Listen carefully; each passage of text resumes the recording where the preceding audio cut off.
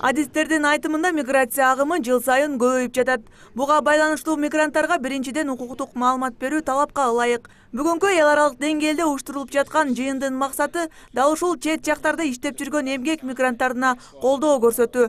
Учурда эл аралык миграция уюмунун өкүлдөрү ар бир өлкөдө бар. Ага ылайык Орусиядагы кыргыз мигранттары да укуктук маалыматтарды алса болот.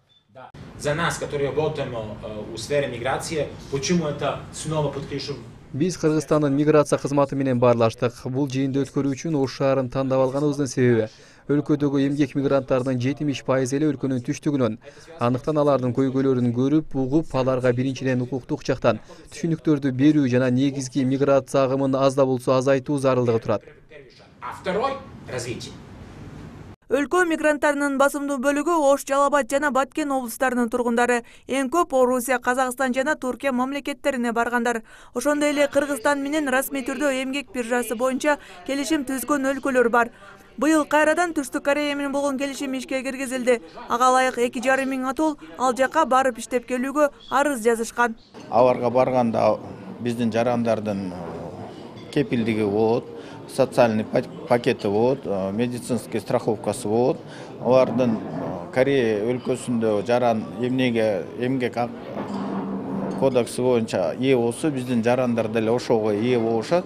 Бир эле артыкчылыгы алар шайлоого катыша албайт.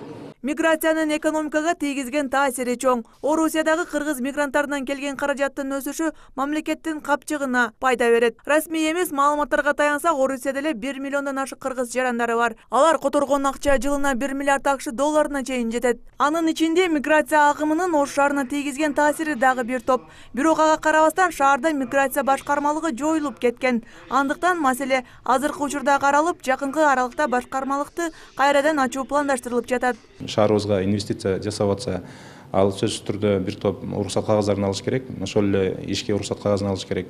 Ошол комиссия бүгүнкү күндө Бишкек шаарына жайгашкан. Мурда буга чейин Ош шаарында болгон. Эгерде башкармалык кайтып келсе, анда ошол комиссия да бул жакта болот. Жанагы сырттан, мисалы, Россиядан, Казакстандан келип, кара тизмеге кирип калып, же болбосо кайра кете албай, же жаңыдан жумуш орун издеп, ушундай чыгып кеткен, чыгып барып иштеп келген биздин жарандарыбыз